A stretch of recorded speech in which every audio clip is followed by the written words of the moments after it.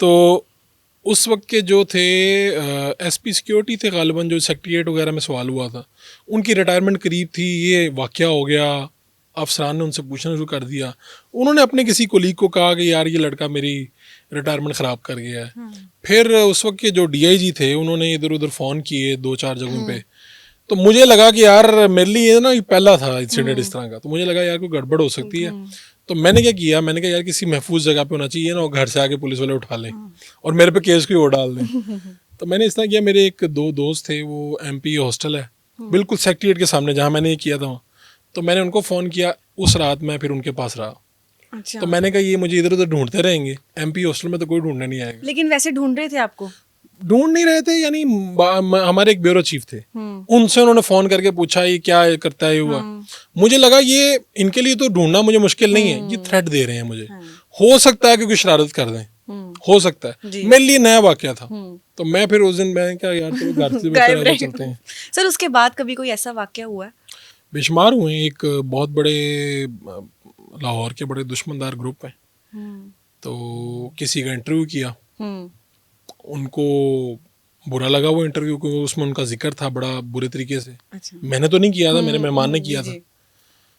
तो उनके कुछ लोगों ने मुझे आगे बताया कि वो बहुत गुस्से में है। तो उनका आज भी लाहौर में तूती बोलता है इस वक्त भी। तो मैंने फिर किसी को कहा कि मुझे तो कोई परवाह नहीं है, हम जोशीलापन होता है। तो किसी ने मुझे बड़ी बात समझाई, किसी ने कहा कि देखो जो साफ़ी है ना, उसको इस्टेब्लिशमेंट लटका देना तो उसका नाम हो जाता है शहीदों में। हाँ। उसको कोई सड़क पे मार जाए ना तो कोई नहीं पूछता। सही बात है। ठीक है। मैंने कहा ठीक है। तो मैंने कहा अब क्या किया जाए। उन्होंने कहा जी आप उनको कहें कि ये मैंने इंटरव्यू किया है, मैं आपका भी कर लेता हूँ, आप उनको जो कहना चाहते हैं क्या लें।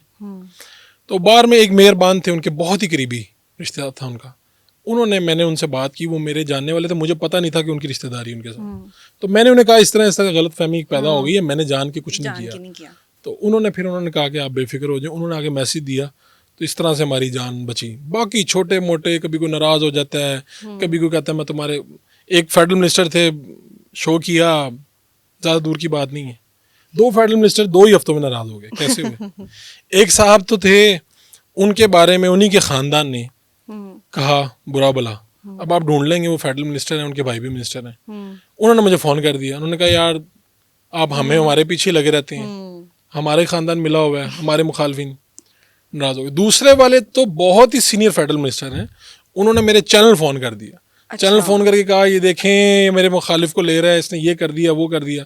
मुझे बड़ी हैरानी हुई कि यार ये बड़े बड़े जो मसनद पे लोग बैठे होते हैं कितनी जल्दी नाराज़ हो जाते हैं। तो ये चैलेंजेस रहते हैं, हमें इनके साथ काम भी करना पड़ता है, हमें इंटरव्यूज़ भी करने होते हैं। ना करें तो हमें इदारे कहते हैं कि लाएं ना इनका इंटरव्यू करें, इनका मौका दें, ये बड़ी सीटों पे बैठे हुए हैं, तो ये मुश्किलात रहती हैं। सर आपकी जर्नी स्टार्ट हुई और आप फेमस हुए, तो फेमस होना कैसा होता है, कैसा लगता है? क्योंकि आपके तब हेटर्स भी बहुत ज़्यादा होते हैं, लवर्स भी बहुत ज़्यादा होते हैं, तो ज़्यादा मुश्किल किस वजह से पेश आई, हेटर्स की तरफ से या लवर्स की तरफ से?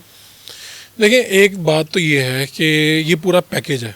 अब मैं आपको बताता हूँ, बहुत से लोग बहुत सी बातें करते हैं, ठीक है, और बहुत से लोग इतनी रिस्पेक्ट देते हैं कि मैं आपको बताऊं कि मैं 20, 22, 25 मुल्कों में गया हूँ। मैंने कोई मुल्क नहीं ऐसा देखा जहाँ पे उर्दू बोलते हो थोड़े बहुत भी। यानी श्रीलंका के बारे में मेरा ख्याल था कि यहाँ पे मुझे कोई जानने वाला नहीं मिलेगा, तो वहाँ पे भी किसी ने पहचान के मेरे पास आ गया। एक बात कर रहा हूँ, वहाँ पाकिस्तानी भी गए होते हैं, तो इतनी लोग रिस्पेक्ट देते हैं जिसको कोई हिसाब नहीं। ठीक है, कहीं पे आप चले जाएं, वो आम लोगों से बढ़ के, एक जगह पे मैं एक ख़ास कोई फ़ीस थी उसी बैंक में जमा होनी थी, मैं गया, टाइम ख़त्म हो गया था, पीछे लाइन लगी थी। तो जब मैं काउंटर पे गया, उसने कहा टाइम ख़त्म, उसने खिड़की नीचे कर दी। तो एक लड़का आया चुपके से मेरे कान में, उसने कहा सर आप अंदर आ जाए। अच्छा, मैं आपको बता रहा हूँ कि मैंने कोई वायलेशन नहीं की, पीछे लाइन पूरी खड़ी थी। मैंने कहा हाँ, मैंने कहा क्या मतलब अंदर आ जाए? उसने कहा सर वो आपको बुला रहे हैं। तो उसने कहा जी वो पीछे हमारे जो मैनेजर साहब, उन्होंने आपको देख लिया कैमरे में या जहाँ भी सामने देख लिया। तो उन्होंने बुलाया, उन्होंने कहा जी क्या काम है आपका? मैंने कहा जी ये फ़ी, उन्होंने जमा कर दी। अब देखिए ये काम ना मैं किसी तरह नहीं करवा सकता, एक बैंक का एक बंद हो रहा है ना, तो ये मोहब्बत भी मिलती है लोगों की तरफ से। अच्छा, फिर जिनको बेचारों को है कोई मसला है, बाज़ लोगों को तो ऐसी एक जेलसी या कोई वास्ता भी नहीं होता। मिसाल के तौर पे मैं बहुत से लोगों को मिलता हूँ, ये प्रेस क्लब वगैरह में चले जाऊँ तो लोग कहते हैं यार हामिद मीर साढ़े नाल मोटरसाइकिल से बैठना होता सी भाई, उसकी किस्मत है, वो निकल गया आगे। मेहनत सही की बात उसने, उसको उसकी किस्मत में था, किसी की किस्मत के साथ तो तुम नहीं लड़ सकते ना। जी जी। इस तरह हमारे साथ भी हैं बड़े लोग जो बेचारे नहीं आगे इतना बढ़ सके, अल्लाह उनको भी देता, अल्लाह ने हमारे पे कर्म किया उन पे भी कर देता।